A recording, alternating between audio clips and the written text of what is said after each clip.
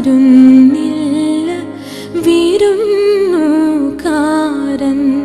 നിന്റെ വിരുന്നുകാരൻ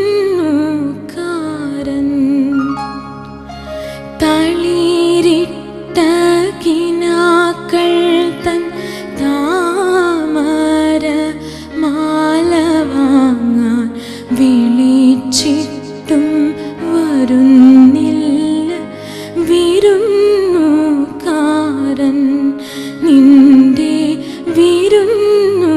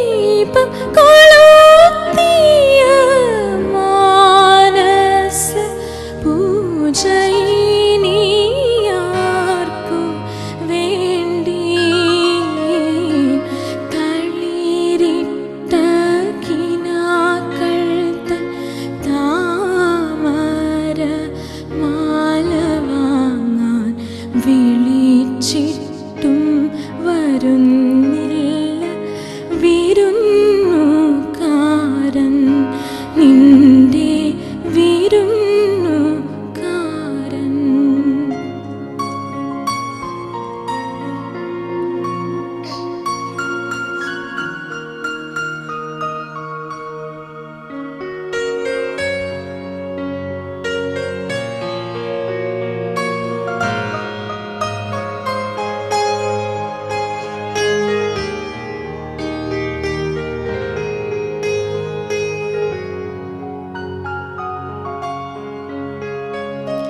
ഭാവന യമുന തൻ തീരത്തു നീ തീർത്ത കോവിലിൻ നട തുറന്നതാർക്കു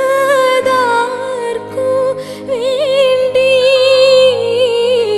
സങ്കൽപ്പ മണി വീണ സംഗീതം നീ സാധകം ചെയ്തിടുന്നതാർക്കു വേണ്ടി തളിരിട്ട കിനാക്കൾ തൻ താമര മാല വാങ്ങാൻ വിളിച്ചിട്ടും വരുന്നില്ല വിരുന്നുകാരൻ നിന്റെ വിരുന്നുകാരൻ.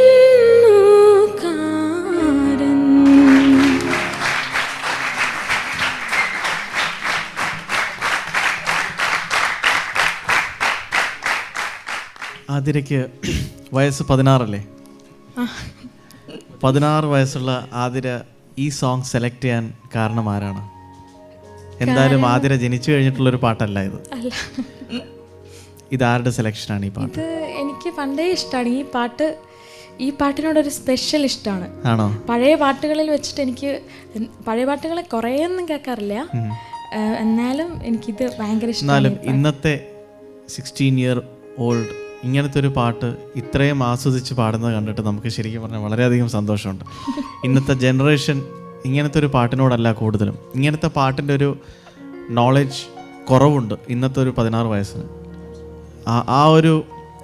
അതിൻ്റെ ഒരു ബ്യൂട്ടി മനസ്സിലാക്കി ഈ പാട്ട് സെലക്ട് ചെയ്ത് അത് ആസ്വദിച്ച് പാടുന്നത് കാണുമ്പം വളരെയധികം സന്തോഷമുണ്ട്. Fantastic performance. പിന്നെ എനിക്ക് ആകെ തോന്നിയൊരു കാര്യം, ആതിരയുടെ ബ്രീതിങ് പ്രോബ്ലംസ് ഇപ്പോഴും ഉണ്ട്. വൈദ്യരെ, നമുക്ക് മിക്കവാറും അതിൻ്റെ ഡോസ് കൂട്ടേണ്ടി വരുന്ന തോന്നുന്നത്. ഞാൻ അത് പ്രാക്ടീസ് ചെയ്യുന്നുണ്ട്, ബ്രീത്തിങ് എക്സസൈസ് ഒക്കെ ചെയ്യുന്നുണ്ട്. ഓക്കെ, അതെന്തായാലും ശ്രദ്ധിക്കണം. പിന്നെ ലിറിക് ക്ലാരിറ്റി കുറച്ചും കൂടി വന്നാൽ കൊള്ളാം പാടുന്ന സമയത്ത്. അതായത് നമുക്ക് ശരിക്കും നമ്മളിൽ അധിക ആൾക്കാരും ട്യൂണിൽ ശരിക്കും ലയിച്ചിരിക്കുകയായിരുന്നെങ്കിലും ഞാൻ 2-3 സ്ഥലത്ത് ലിറിക് ക്ലാരിറ്റി എന്താണ് ആ വാക്കെന്ന് മനസ്സിലാക്കാൻ ശ്രമിച്ചിരുന്നു. അത് നെക്സ്റ്റ് ടൈം കുറച്ചും കൂടി ഒന്ന് ശ്രദ്ധിക്കണം. പിന്നെ ഈ പാട്ടൊരു 70% പാട്ടും ഈ പാട്ടിനെ 100% വരെ എത്തിച്ചതെന്ന് നമ്മുടെ pianist Stephen has done a fantastic job. Thank you sir, thank you. Stephen, സത്യം പറഞ്ഞാൽ കുറച്ച് അസൂയ തോന്നുന്നുണ്ട് സ്റ്റീഫൻ. അയ്യോ ഫാന്റാസ്റ്റിക് ജോബ്. ഞാനിപ്പോൾ ശരിക്കും ഒരു ആശ്വാസത്തിലാണ്. എന്തെന്നറിയാമോ, ശരിക്കും ഈ ഫസ്റ്റ് പ്ലേസിനെ തിരഞ്ഞെടുക്കുന്ന ഓഡിയൻസാണ്, ഞങ്ങളല്ല. ആ ഒരു ടെൻഷൻ തലേന്ന് മാറിയതിൻ്റെ വലിയൊരു ആശ്വാസത്തിലാണ് ഞാൻ. കാരണം ശരിക്കും ഭ്രാന്ത് പിടിക്കുന്നൊരവസ്ഥയാണ് എനിക്ക്. ഈ ഇത്രയും പാട്ട് കേട്ടിട്ട് പോലും ഇതിനകത്തുനിന്ന് ഒരാളെ തിരഞ്ഞെടുക്കാൻ ഭയങ്കര ബുദ്ധിമുട്ടായിരിക്കും ഞങ്ങൾക്ക്. അപ്പോൾ ആ ഒരു ടെൻഷൻ തലേന്ന് മാറിയതിൻ്റെ വലിയൊരു ആശ്വാസത്തിലാണ്. ഓവർ ടു വളരെ അൺഎക്സ്പെക്റ്റഡ് ആയിട്ടുള്ള സർപ്രൈസിങ് ആയിട്ടുള്ളൊരു മെച്യൂരിറ്റിയോട് കൂടിയിട്ടാണ് അതിലിത് പാടിയത്. It was so good. കാരണം അത് ഈ പാട്ടിനകത്തുള്ള ഒരു ഇമോഷൻ കുറച്ചുകൂടി ഒരു മെച്യൂർഡ് ആയിട്ടുള്ളൊരു ഇമോഷനാണ്. You got it very nicely. ഒരു കാര്യം എനിക്ക് തോന്നിയത്, ഒരു ഒബ്സർവേഷൻ പറഞ്ഞേ ഉള്ളൂ, maybe I am wrong, കുറച്ച് ടെമ്പോ ഒരു ഇങ്ങനെ ഡ്രാഗ് ചെയ്ത പോലെ തോന്നി. That you are not conscious of the tempo or importance of that, you are more into the mood of it and going on. ചില സ്ഥലത്ത് അത് എനിക്കൊരു ഇത് തോന്നി. But it was absolutely beautiful. Thank you sir. Important ഒരു കാര്യം പറയാൻ ഉദ്ദേശിച്ചത്, മൈക്ക് പൊസിഷനിങ്. മൈക്ക് പിടിക്കുമ്പോൾ ലോ ആയിട്ടുള്ള അല്ലെങ്കിൽ കുറച്ചുകൂടി വോളിയം കുറവുള്ള ഭാഗങ്ങൾ പാടുമ്പോൾ മൈക്ക് അടുത്ത് വേണം. പക്ഷേ ഹൈ പാടുമ്പോൾ കുറച്ചൊരു മൈക്ക് അകത്ത് പിടിക്കണം. അല്ലെങ്കിൽ എന്ന് വെച്ച് കഴിഞ്ഞാൽ അവിടെ മുകളിലിരിക്കുന്ന കൺട്രോളർക്ക് വോളിയം കുറയ്ക്കേണ്ടി വരും. കാരണം അത് ഭയങ്കര ഹാഷായിട്ട് വരും. ഇപ്പോൾ ലൈവിൽ വലിയ പ്രോബ്ലം തോന്നില്ല, പക്ഷേ സ്റ്റുഡിയോയിലൊക്കെ പാടുമ്പോഴത്തേക്കും പെട്ടെന്ന് അത് അടിക്കാൻ സാധ്യതയുണ്ട്. അപ്പോൾ അതൊന്ന് പ്രത്യേകം ശ്രദ്ധിക്കണം. Okay, all the best.